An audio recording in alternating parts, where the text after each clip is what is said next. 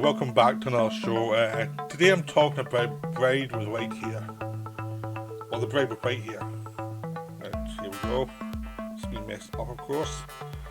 This is a wonderful, another Eureka release. They also do some terrific Asian film releases. You get the remastered film, you get commentaries, you get interviews with people involved in it.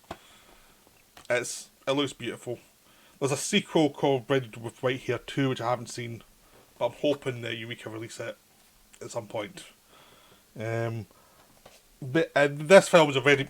Oops, I just almost fell there.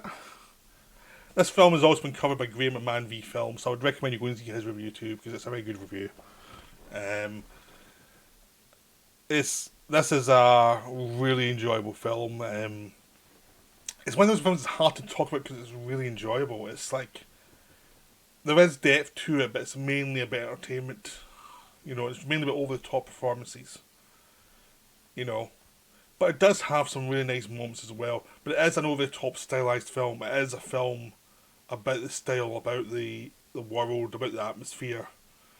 It's very much a directed film. It's a film with a straightforward story, but it's directed. It's like you can see the director every moment. He's really having a lot of fun with everything. He's not being subtle, but he's been subtle enough in the pacing and things to actually get the story across really well. But he doesn't feel he needs to be realistic at all. He will just do what he needs to tell the story, because he's telling a fairy story. So you don't need to be realistic in this. So The Bride with the White Hair tale is basically a tragic love story. And it stars Leslie Cheung and Brigitte Lin, who are both terrific in it. Now, Leslie Cheung, as we know, was an actor who committed suicide in the early 2000s. You might recognise him from the Better Tomorrow films, the John Woo made. But he was a pop star, and he was also in Wong Kar-wai films as well. Of course, I said the John Woo ones because I haven't seen those other films yet. They're on my list to watch. But it's one of my blind spots in Asian films at the moment. But they're on my to watch list now, so I'll get to them pretty soon. But this is one of the films he made, even though he was an actor who avoided doing kung fu films because he said he couldn't fight. He wasn't a fighter. He was a singer. He didn't have any skills there, so he said, why would you want me in this film? Because I'm not a fighter. And this one, because it's a fantasy film, it was less about fighting and more about the special effects and how the director shot stuff. Director talked him into it and said, look, this is how we're going to do it. You don't have to know how to fight. You just have to do the basic stuff. As if like, you're a dancer or something, and you'll be fine. So he convinced them to do it. And it was great because Leslie Cheung had a lot of charm to him. As a person, he suffered from depression, but on screen he had a lot of charm and was a very enjoyable actor to watch. Brigitte Lin was a big action star who also worked with Wong Kar-wai as well. And she retired not long after this film to have a family, to marry, to have a family. Like, she seemed like someone who, I think she did this, she was about 40 or something. So I think she's an actress who realised her peak period was over, so why try and hang on when, what is the point?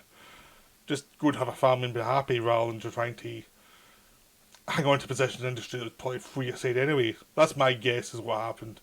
She suddenly stopped making films at a certain point, so I've feeling it's due to maturity more than anything else. So she retired not long after this one. And it is kind of obvious she's an actress who's older than the character she's playing. It is obvious that in this one. Doesn't matter though because she's such a good actress, but you can tell she's playing a character who is meant to be younger in the script. But the lighting covers it most of the time. There's only one or two shots you notice that, and she's so good in the part that it doesn't matter. Because she seems in this film she must have aged like 30 years and about 15, 20 years. You know what I mean? The jump between seeing her as a child to seeing her as an adult, there is a kind of like doesn't add up that doesn't quite add up. So Leslie Cheung's kind of the same. He's a bit older, but he doesn't quite look as older. Really, he was just one of those actors that always looked really young. So it was an advantage when he came to this film. Because he still looked really young, even though he was a grown man at this point. But the film itself is about these two characters who meet as children. She saves them from attacked by wolves. He's this figure who's been brought up to be the leader of this clan who are going to defend the area from any other attackers.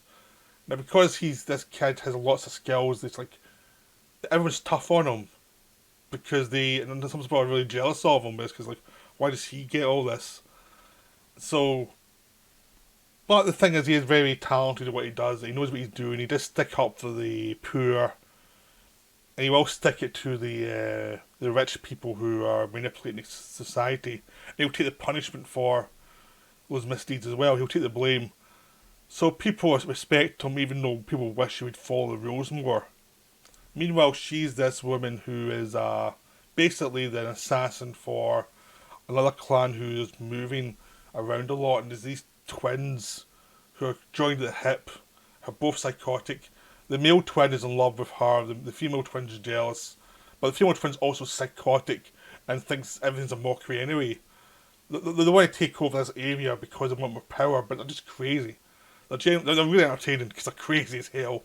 It's like, I don't think they have a plan, but I don't think the plan really matters. I don't think even his declaration of love for her really matters. He's so crazy that he'd throw her aside, or after he got, he'd throw her aside anyway. You know, he's just a lunatic who deserves a horrible fate. It's one of those characters as you're looking forward to the death scene for them. You know they're going to die in a horrible way, and they do, but it's enjoyable to watch them all the way through because the actors are really going for it. They're really enjoying themselves. Like, we're the villains, we're going to steal every scene we can find. Any melee scene we will steal. I like actors like that who are just like, yeah, we're going for every scene. We're stealing every scene that's there. The good thing about that is they're so over the top, they're still a threat. Because of the direction actors, they know when you have to turn it up the threat level. But also, it means like Cheung and Lin can actually underplay it. And it gives them a gravity that the other two characters don't have that allows that story to be moving as well. So there's a nice contrast between two different types of performances.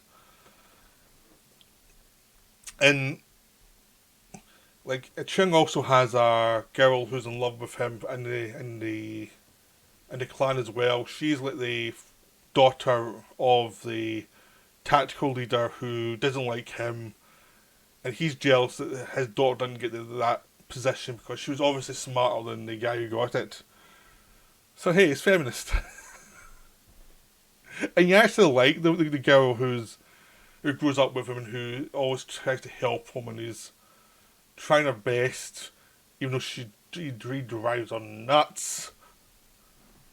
And all the people around him, all his pals, actually like him, and they all will do a lot for him. They all try to help him out, so it's not like everyone's jealous. All the people he grew up with, they all become a tight group, but they get split apart by the fact that he wants to move away and move on. He doesn't want to be the fighter. He doesn't want to be the killer, and they are more respectful to the society they come from because they're more like worker bees. But you like them all, even though the female character who's in love with him has to do brutal stuff towards the end as well. You still like her. She's still a likeable character. It's like she's been forced into this because of the lead character being a bit weak sometimes and forced because of some of the machinations of the elders. But you still like her though. You still want her to do well because the character's the actress is so enjoyable. And all the actors are really enjoyable. But you really do feel sympathy for the bride because she's been an assassin for so long for these psychos. She falls in love with the lead guy. They have a big love scene which is way over the top in water, in which when I was watching thinking this is really well directed and really over the top. It's so over the top and it's passionate in like a very romantic opera kind of way. But it's also thinking, they must have been freezing in that water. Like, no matter how much you can heat water in a set, I don't think that water was that warm. I'm pretty sure it was freezing cold. It looked cold. And I still act their hearts out even in this water that looks freezing. But that's some of the best bits, is actually the romance. In a lot of films like this, the romance is the bit you think, oh god, just get through it. Just get back to the action. And this one, the romance is done really well. The characters are sympathetic. There are stakes for them. Like, they make sacrifices for each other. They make mistakes. And the motivations are always understandable. Like, no one does anything that's that's weird or anything. You can understand every little motivation that people make. Or at least I could anyway. And you have sympathy to both sides, both characters, as tragedy hits and as things go wrong. And then after that, you get some crazy action, crazy bloodletting, and that's wonderful too. So it's so I mean, the fun thing is, it's like 90 minutes long. I think 90 minutes, something like that. It's really well paced because by the time you get to the point where everything's come together, it's like, wow, an hour's gone by. It felt like half an hour. Like, the pacing is so good that it does not feel that long, and suddenly when you get to the conclusion, it feels like it's been earned, but also it's been so fast, it feels like a juggernaut going forward and forward. And you get a sense that no one had time to think through anything in the story, which makes any of the potential plot holes be fine, because you know that it was a story where people were acting instincts most of the time. It's just a wonderful film. It's so well done. It's so enjoyable. I'm going to have a wonderful time, really, with it, because the set pieces are great fun. The atmosphere's great. The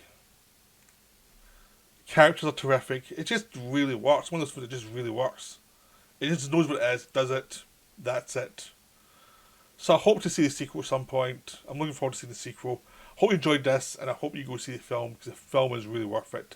And it's also a very good package, a very well remastered film by Eureka, who are again terrific. So I'll be back soon for another review. I hope you enjoyed this one. Right, bye for now.